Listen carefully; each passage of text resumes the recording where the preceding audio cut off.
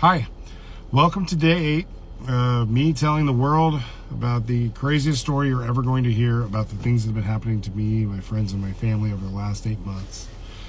While I go through a 40-day water-only fast, I didn't lose any weight last night.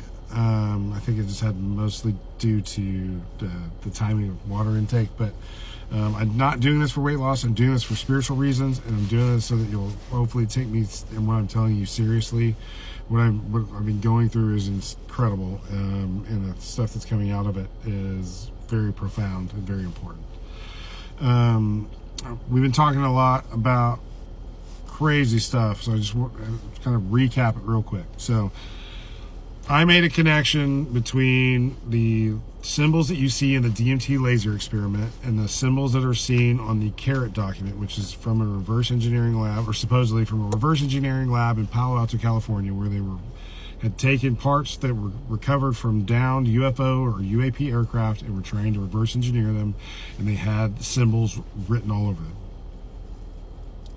So I mean, it's not saying that I'm proving that the CARET document is real.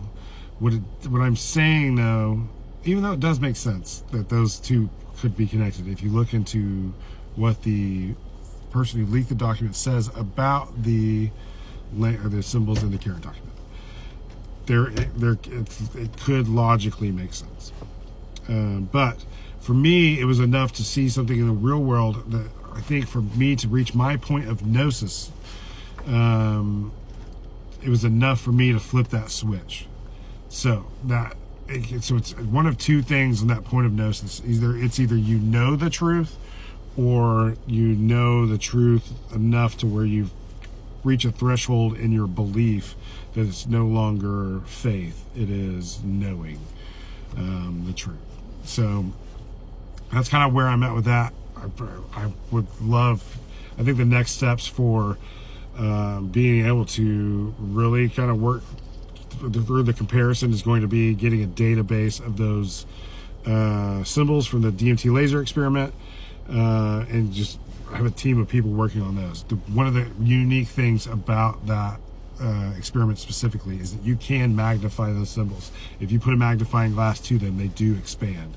And so I don't know if there's a way we could work with microscopes. Working with lasers, you got to be really careful, and so it's a little bit tricky. It's not as easy as you would initially think. But that not saying that does not technically prove the CARET document doesn't exist.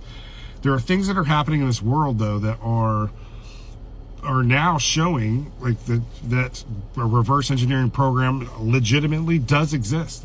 That you have whistleblowers going to Congress talking about all this stuff. They have used private companies instead of the government doing that to avoid Freedom of Information Act requests, because those do not apply to private companies. And there seems to be a concerted effort to really decentralize or non-compartmentalize, or to compartmentalize all of this information, to keep it secret, just like they did the Manhattan Project. All the research shows that they're kind of running under the same security protocols for them. Then it's possible that CARET document is real. There are symbols that they're seeing on Kraft, Daniel Sheehan, Lou Elizondo. There's a lot of stories. Even the egg, Jake Barber's egg. Some photos that have been released from it show that there's symbols on it. This is a thing. This is not it. What is happening and what is coming out now actually gives more credence to the CARET document than we've ever seen. So it may be true that it's real, and some of that just is by happenstance looks like Japanese katakana, but there is something special there. And if you have a chance to look at those symbols in the laser, you don't know what it is, but you know that it's important, and you can just feel it in your soul. Like it legitimately feels like you're looking at something important just by looking at it. You just know it. So let's go back to what DMT is. DMT is every living thing and they never understood why. We have it in our own bodies, we make it ourselves, it's in trace amounts, but it is easily detectable, and there's no debating that. Technically, everybody is on DMT. So, but when you take DMT outside, it's not naturally made in your body, you increase the amount of DMT, and therefore you're increasing the antenna, and that DMT is the way that consciousness connects to us. That's how it happens. So the more that you have in you, the more you are an antenna for that, to be able to perceive what that realm is. And it's really bizarre. It's incredible. And it's the most beautiful things you'll ever see. It's the most incredible things you'll ever hear. It has made me a better human. And I figured out how that part of it works, and I'll talk about that stuff later. But the key to all of this is consciousness. The key to everything that's happening when the UFO programs or the UAPs and the whistleblowers are coming out are all talking about consciousness.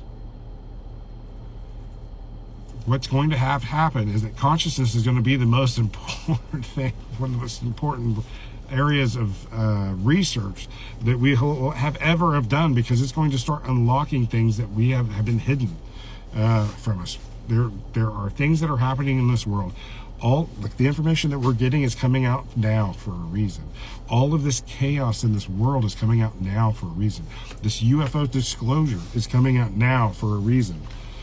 But consciousness is the key that connects everything, including interdimensional and extraterrestrial beings. Those are real. You have Congress having hearings explaining that those things are real and that those things exist, and there's people waking up all over this planet. And we're going to get into some of the incredible things that I'm observing happen right now that have never happened before. But they are here. It is undeniable. When they started talking about drones, plasma orbs, all of this stuff that's been in the sky in the last, or since January, they're everywhere. So, going back to our story just a little bit before I wrap up, the night that my colleague came into town after my NHI experience, we had a session in our backyard, but for some reason, since the NHI has interaction with me, I have 20/20 vision with open eye visuals with DMT. And it only shows me what it wants to show me. It's very deliberate. Everything else looks completely normal except whatever needs to happen or whatever it's trying to teach me. But in that time, my wife and I have started watching the stars a lot at night, on nights that we can. I've seen 16 UAPs that are completely undeniable in the last 7 months with other people. It's not just me. The night that we had them out there on my patio, we're all looking up at the sky, and all of a sudden just lights just show up, just poof. But there are lights around certain stars, and something is happening to where it happens at night. And I'll go into EMT, and around stars, it looks like fireworks are going off, but it's only certain ones, and it's been repeatable night after night after night. And so we started tracking which ones those were, and they all have something in common. But before I can get to that, we need to kind of pause, because you need to know what happens after you die. And I know that makes probably no sense, but I'll connect the dots here later. So what we're going to talk about tomorrow is what happens after you die.